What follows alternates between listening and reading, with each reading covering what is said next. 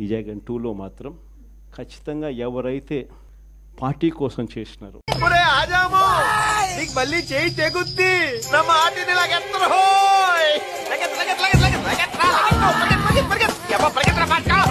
Database ఆధారంగానే రేపొద్దున ప్రతి ఒక్కరికి కూడా గుర్తింపు అనేది ఉంటుందనేది ఈ సందర్భంగా ఖచ్చితంగా తెలియజేస్తాను.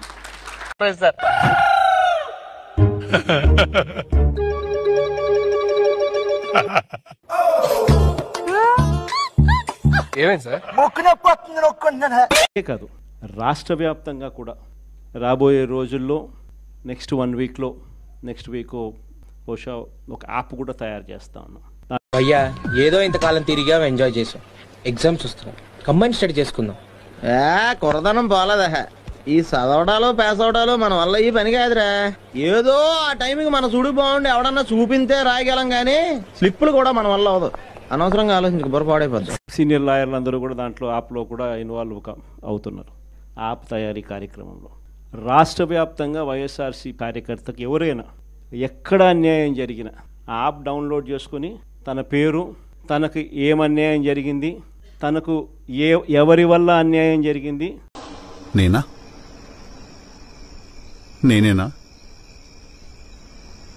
మళ్ళా నేనే, రేపొద్దున మనం అధికారంలోకి వచ్చిన తర్వాత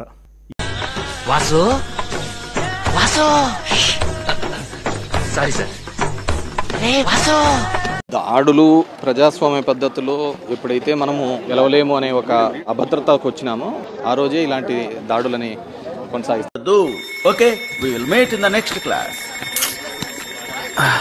సానుభూతి, అందుకే నా మీద హత్యా ప్రయత్నం జరగాలి, కానీ నేను బతకాలి.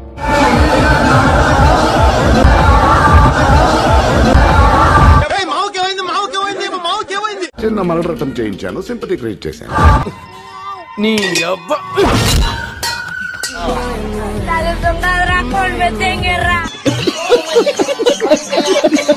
ఇప్పుడు సర్వేలు చూడు, పనే గెలుపుని చెప్తున్నాయి.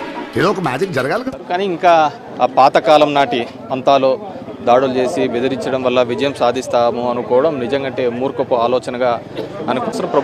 అటు చూడు జగన్మోహన్ రెడ్డి గారు after all Pulivendula MLA, after all 11 మంది. ఓయమ్మా చాలా చిన్న సెకల్లో ఎవరా నీలో నా బట్ట కుర్జామోడా.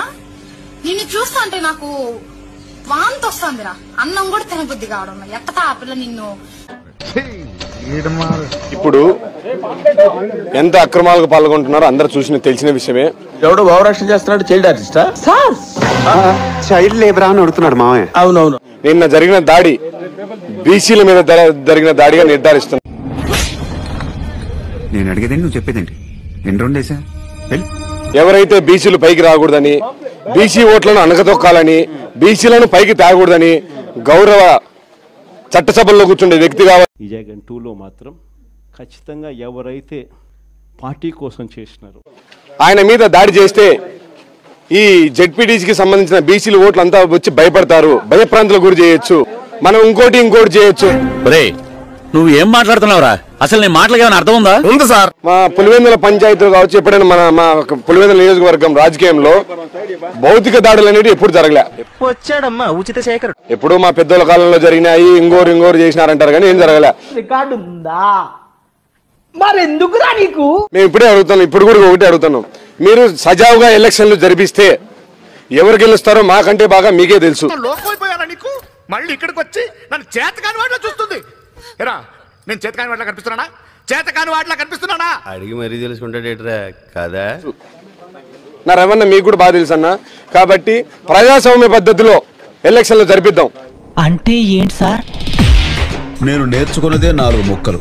నువ్వు ఎక్స్ట్రా అడిగి నన్ను కన్ఫ్యూజ్ చేయకు. మీరు గెలిచారంటే మేమందరం కలిసి మిమ్మల్ని అప్రిషియేట్ చేస్తాం. ఏంట్రా ఇది?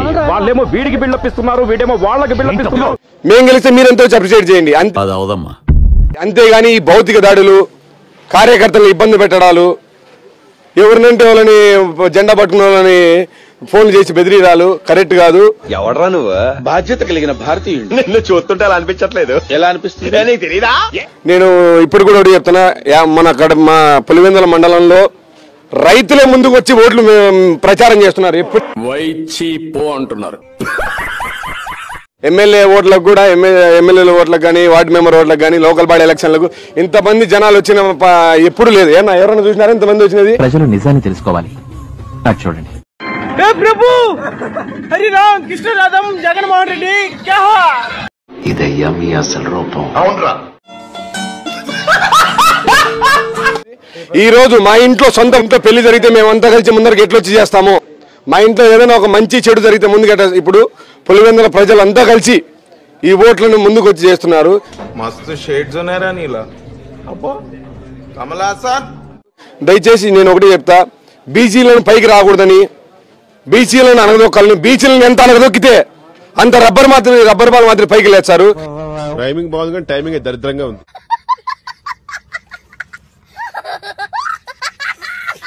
దయచేసి ఎలక్షన్లను సజావుగా గడిపించండి. మీరు గెలిస్తే ఆనందం, మేము గెలిస్తే ఆనందం.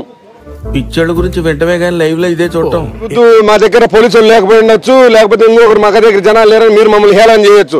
మీరు దెబ్బలు తగిలి ఉంటే కూడా మాకు నెత్తికి రక్తం కారుతానే కట్టు కట్టుకుని మరీ ప్రచారం చేయడానికి మేమంతా సిద్ధంగా ఉన్నాం. ఎందుకంటే అంత రెస్పెక్ట్ నీకు నువ్వు అందరూ ఎక్కడ ఉంటావు నేను నాకనయా